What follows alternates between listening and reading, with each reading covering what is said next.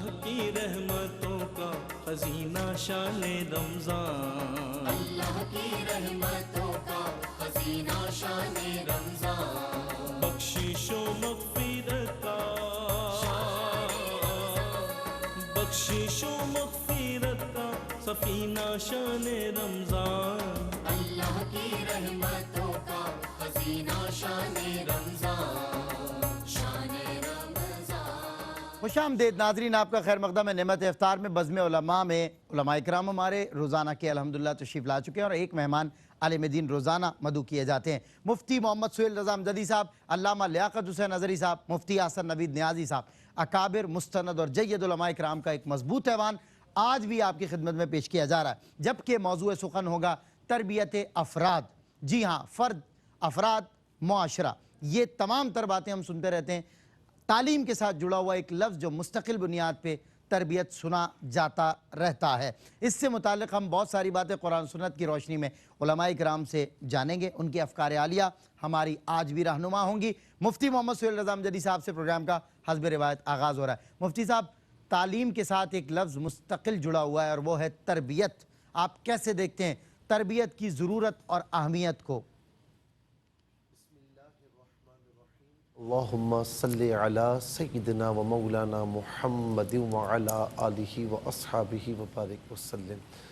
جی سلمان بھائی، بڑا ہی اہم موضوع ہے تربیت کے حوالے سے، تعلیم و تربیت کے حوالے سے، کہ تعلیم کہتے ہیں کہ علم دینا، علم سکھانا، علمہ یعلم تعلیم، اور تربیت، تعلیم کے ساتھ تربیت کا ہونا بہت ضروری ہے۔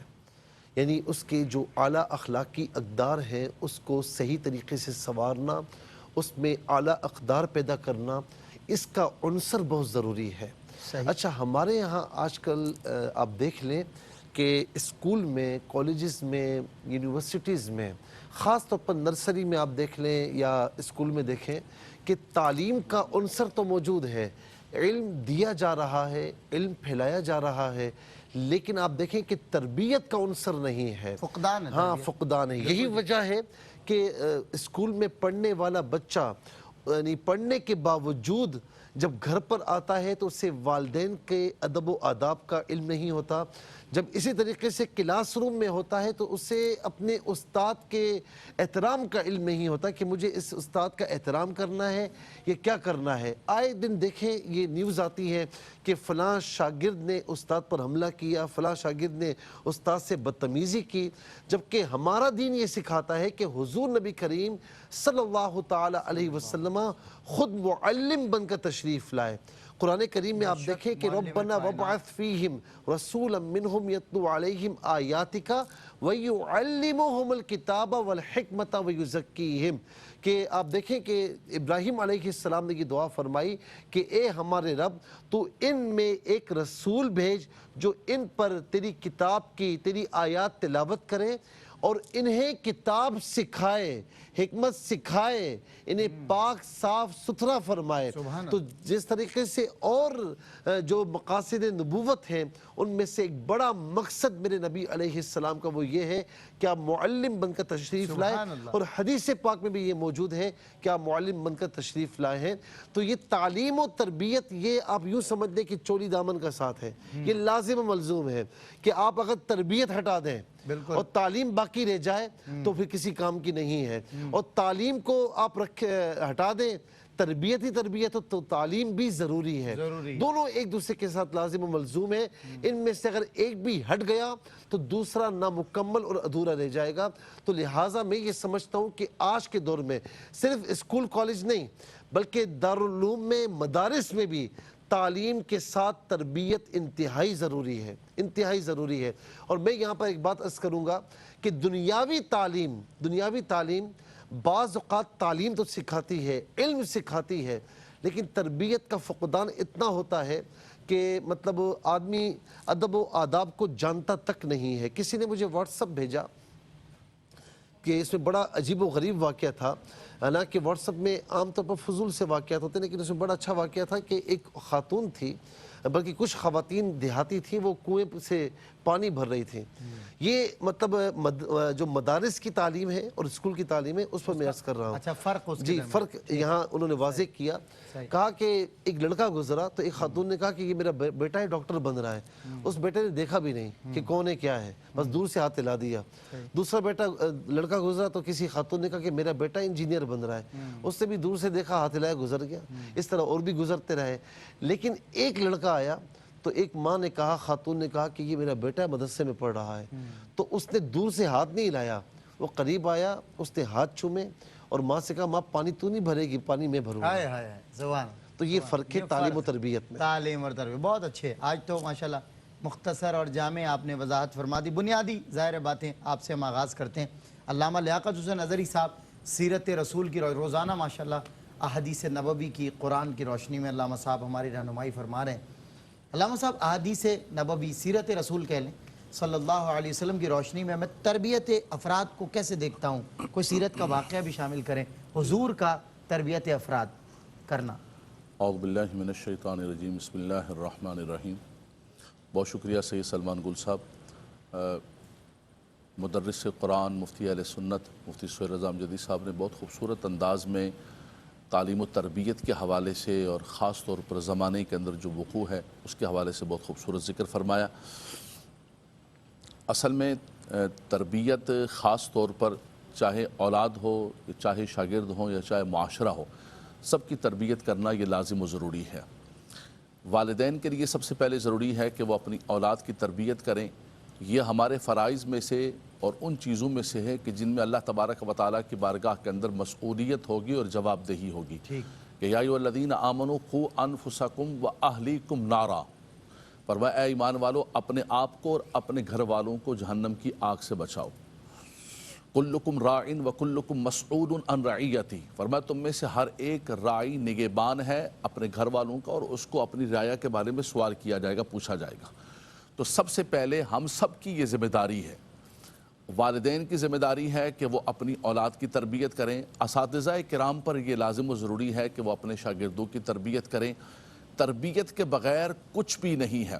جیسے کہ آپ نے مفتی صاحب قبلہ نے آیت کریمہ پڑھی کہ جس میں آقا دو جہاں صلی اللہ علیہ وسلم معلم بن کر آئے. انہوں نے فرمایا بعثت معلماً، فرمایا مجھے اللہ تبارک و تعالیٰ نے معلم بنا کر بھیجا ہے. تو معلم ہونا یہ ایک اعزاز و آنر کی بات ہے، یہ بہت بڑی بات ہے اور اتنا بڑا ثواب جاریہ ہے یہ.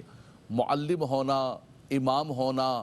والدین اگر اپنی اولاد کو اچھی تربیت کریں یہ ان کے لیے اتنی بڑی انویسٹمنٹ ہے اور اتنا بڑا صدقہ جاریہ ہے کہ انسان قبر میں بھی چلا جائے گا تو پیچھے اس کو نیکیاں ملتی رہیں گی. اور رہتی دنیا تک دیکھیں گے جب چال چلن اچھا تہذیب والا، لوگ کہیں گے یہ فلاں کا بیٹا ہے، فلاں کا بیٹا ہے، یہ فلاں کا شاگرد ہے، یہ فلاں امام کے مقتدی ہیں، یہ فلاں شیخ کے تربیت یافتہ ہیں.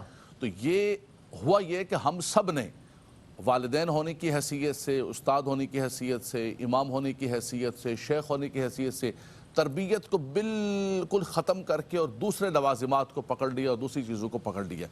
نبی کریم صلی اللہ علیہ وسلم نے فرمایا کہ والدین اپنی اولاد کو تحائف دیتے ہیں، تحفے دیتے ہیں. موبائل آ گیا، یہ نیا موبائل دینا ہے، یہ کپڑے دینے. فرمایا سب سے خوبصورت تحفہ یہ ہے کہ انسان اپنی اولاد کو ادب سکھائے. ادبوا اولادکم، اپنی اولاد کو ادب و احترام بالکل، اور ان کو جو ہے تعلیم و تربیت سکھائے. سب سے بڑا تحفہ ہے اور یہ صدقہ جاریہ ہے انسان کے لیے. انسان چلا بھی جائے گا وہ تعلیم و تربیت، پیسے ختم کر دے گی اولاد. ان کو اگر آپ نے تعلیم دے دی، تربیت دے دی کہ تو یہ صدا کا اپنی اولاد پر آپ نے خود بھی اپنی اولاد پر یہ بہت بڑا کرم فرما دیا کہ ان کو اپنے قدموں پہ کھڑا کر دیا. تو لازم و ضروری ہے ہر شخص کے اوپر کہ وہ تربیت کرے. آقا دو جہاں صلی اللہ علیہ وسلم نے جس ماحول کے اندر آپ نے سیرت کی بات کی، آپ دیکھیں کہ عرب کا ماحول ہے، جہالت ہے اور ہر طرف گمراہی ہے. ان کو سب سے پہلے جو ہے اس کفر و شرک سے نکالا آقا دو جہاں صلی اللہ علیہ وسلم نے. پھر ان کے اندر جو غلط قسم کی رسومات تھی، کل ہم نے ان پہ بات کی، ان رسومات کو ہٹایا. اس کے بعد آپ دیکھیں کہ ان کی ایسی تربیت فرمائی کہ وہ دنیا کے امام بن گئے. اللہ اکبر. پوری دنیا پر وہ حکومت کرنے لگے. سیدنا عمر فاروق رضی اللہ تعالیٰ عنہ، آپ جو ہے وہ 3 بر اعظم پر آپ حکومت فرما رہے ہیں. کسی نے کہا کہ اللہ نے آپ کو آپ نے فرمایا میرا باپ مجھے چند اونٹ دیتا تھا، عمر سے تو وہ اونٹ بھی سنبھالے نہیں جاتے تھے۔ فرمایا یہ تو حضور کی غلامی کا صدقہ ہے، یہ تو حضور کی 22 لاکھ تربیت کا مربع صدقہ ہے۔ میل۔ فرمایا یہ اس کی تربیت کا صدقہ ہے کہ آج میں اتنی دنیا پر حکومت کر رہا ہوں۔ تو حضور علیہ الصلوۃ والسلام نے دوسرا حضور کی تربیت کا تھا کہ حضور فردن تربیت کرتے تھے، پرسن ٹو پرسن، اچھا، ایک ایک فرد۔ بالکل صحیح۔ اور دوسرا سب سے بڑا یہ تھا کہ اس تربیت کے اندر محبت کا پہلو ہوتا تھا، سکھانے کا پہلو ہوتا تھا۔ والدین بچے ہیں نا، بچے ہماری اپنی اولاد ہے، ہم بھی اپنے بچوں کی تربیت کرتے ہوئے کئی جگہوں پر غلطیاں کر جاتے ہیں۔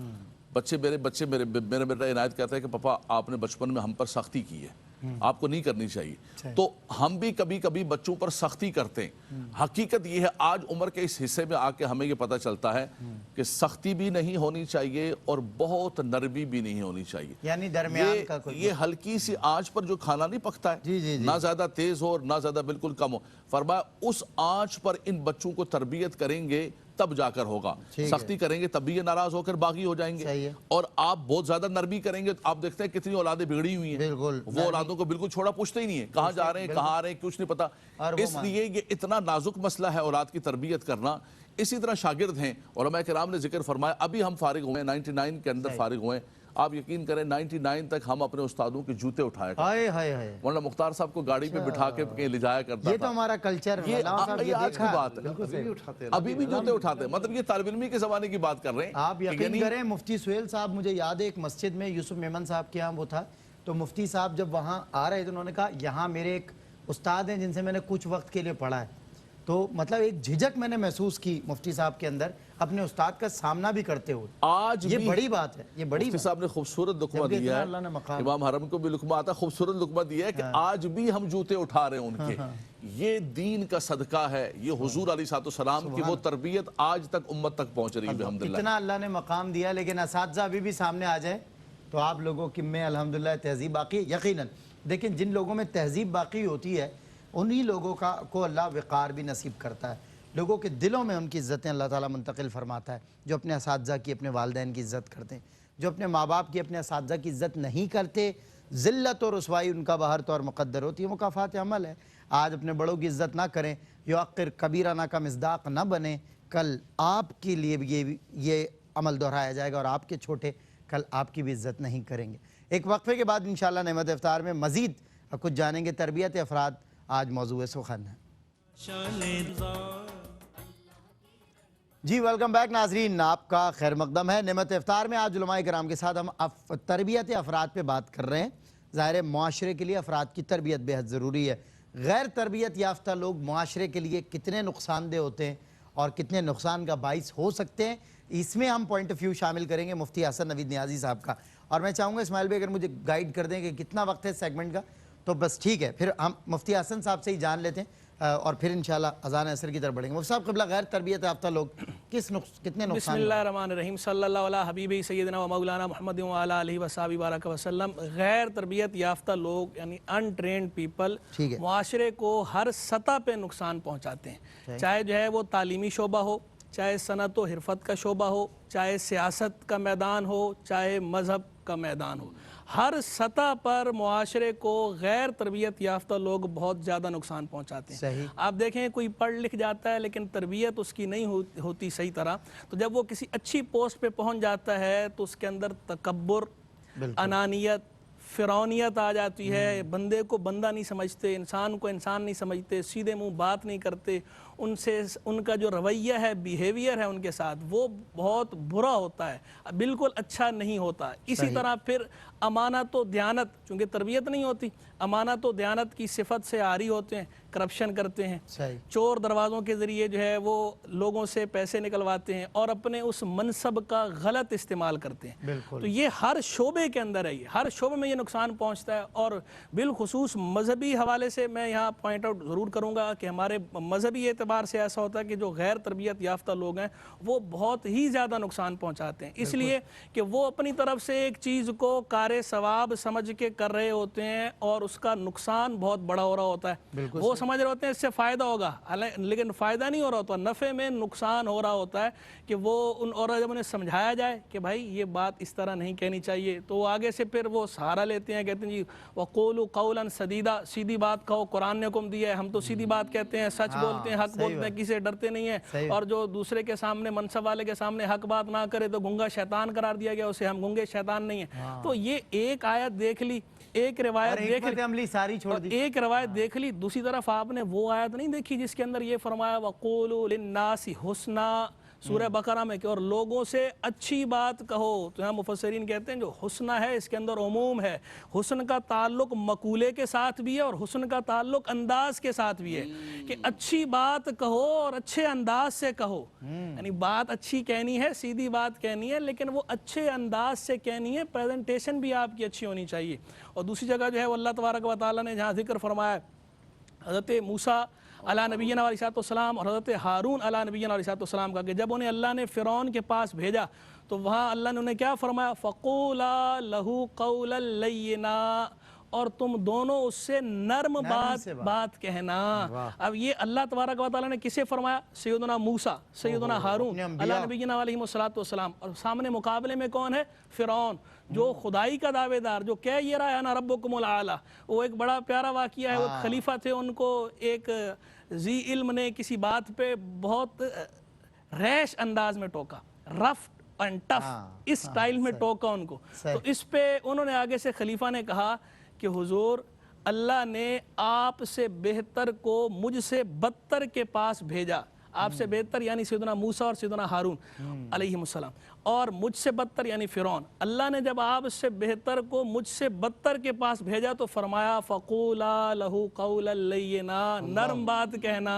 تو یعنی آپ بھی اس پہ جو ہے وہ عمل کریں، مثال دیکھیں کیسی انہوں نے دی۔ اور وہ جبکہ کامن سینس اگر انسان کا بیہیویئر بیچ میں شامل ہو جائے وہ تو جا کے ظاہر گردن اڑانے والے تو معاملات اور تھے۔ پھر دوسری جگہ خود اللہ تبارک و تعالیٰ نے یہ بھی فرمایا ادعو الی سبیل ربک بالحکمت والموعظۃ الحسنہ، اپنے رب کی راہ کی طرف بلاؤ، دعوت دو حکمت اور اچھی نصیحت کے ساتھ۔ حکمت کا لفظ استعمال فرمایا اور دوسرا موعظہ کے ساتھ حسنہ کا لفظ استعمال فرمایا۔ یہاں بھی مفسرین نے جو ہے وہ تصریح فرمائی ہے کہ موعظہ کے ساتھ جو حسنہ کا لفظ ہے اس کے اندر یہاں پھر عموم ہے کہ نصیحت ہو، اچھی ہو، اور جو اس کی پریزنٹیشن ہے، جو اس کا انداز ہے، جو اس کا اسلوب ہے، جو اس کا تیور ہے، وہ بھی اچھا ہونا چاہیے۔ حدیث مبارک میں فرمایا نا کہ جس چیز میں نرمی ہوتی ہے اسے زینت بخش دیتی ہے، اور جس چیز سے نرمی نکال دی جاتی ہے تو اسے عیب دار کر دیتی ہے، شانہ اسے عیب دار کر دیتی ہے۔ تو نرم بات بھی کہنی ہے، پریزنٹیشن بھی اچھی کرنی ہے۔ آپ یہ دیکھیں خالص دودھ یا خالص شہد کو اگر آپ گندے برتن کے اندر ڈال کے پیش کریں گے تو کسی کو پسند نہیں آئے گا، نہ کوئی پیے گا۔ تو ایسی ہی جو اچھی بات ہے اس کو اگر آپ کو پریزنٹ کرنے کا انداز، پیش کرنے کا انداز اچھا نہیں ہوگا تو وہ کسی کو پسند نہیں آئے گی، وہ الٹا اس سے بدکے گا۔ تو یہ جو وہ اس سے بدکے گا، اس بدکنے کا وبال کس کے اوپر؟ آپ کے اوپر ہے کہ دعوت و تبلیغ کے کام میں یہ بھی آپ کی ذمہ داری تھی کہ اس کے اندر آپ اسلوب حکمت بھرا اختیار کریں اور انداز آپ کا نرمی والا ہو، ایسا انداز ہو کہ جس سے سامنے والے کی اصلاح ہو۔ کیا بات ہے مفتی صاحب، بہت خوب۔ میں ناظرین کرام، کراچی اور اس کے مضافات میں اذان عصر کا وقت ہوا چاہتا ہے۔ اذان عصر کے لیے قاری محمد شہزاد صاحب اپنے خوبصورت لب و لہجے میں انشاءاللہ آپ کے قلوب کو گرمائیں گے، اور اسی دوران ہم نماز عصر جماعت کے ساتھ ادا بھی کر لیں گے انشاءاللہ مفتی صاحب کی امامت میں، اور اس کے بعد آپ سے پھر ملاقات ہوتی ہے اذان عصر کے اس مختصر سے بریک کے بعد۔ اللہ کی رحمتوں کا خزینہ شان رمضان، اللہ کی رحمتوں کا خزینہ شان رمضان، بخشش و مغفرت